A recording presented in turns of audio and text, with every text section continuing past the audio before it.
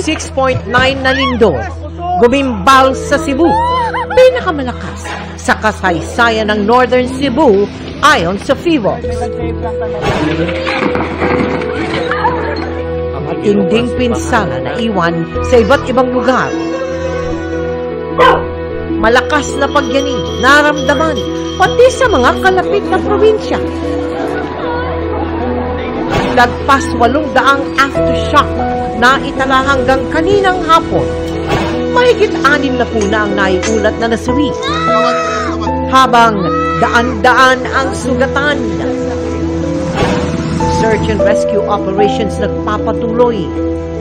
Cebuano celebrities nagpahatid ng pakikiramay at nanawagan ng tulong para sa mga biktima ng lindol. Katatapos lang ng pananalasa ng mga bagyong Nando at Opong, may panibagong bagyo na namang nabuo. Hanggang 4 pang bagyo, pinangangambahan ngayong Oktubre. Cash assistance at tulong sa pag-aayos sa mga nasirang silid-aralan, pangako ng Pangulo sa mga nasalanta ng bagyong Opong sa Masbate.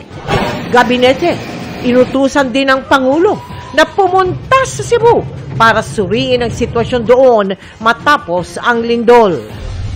At 13 luxury vehicle ng mga diskaya inilipat na sa kustodiya ng Bureau of Customs.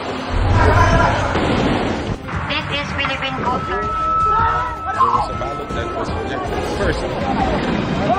Live mula sa GMA Network Center, ito ang 24 oras.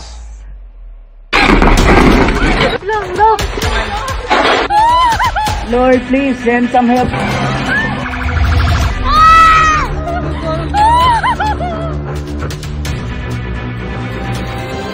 Magandang gabi po, Luzon, Visayas at Mindanao. Pinangangambahang madadagdagan pa ang bilang ng mga nasawi sa magnitude 6.9 na lindol sa Visayas at Bicol kagabi na ayon sa latest na talang natanggap namin ay nasa 69 na.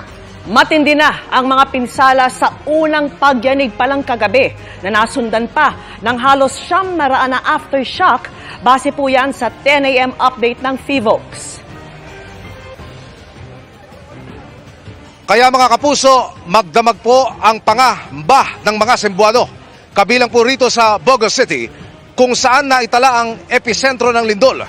Ito rin ang itinuturing na ground zero sa dami ng nawalang buhay at winasak na mga bahay at establishmento. Pwede makitawag Binabaybay ng mga sasakyang ito ang First Mactan-Mandaue Bridge sa Cebu kagabi nang biglang ang tulay nagmistulang duyan. Oh my God!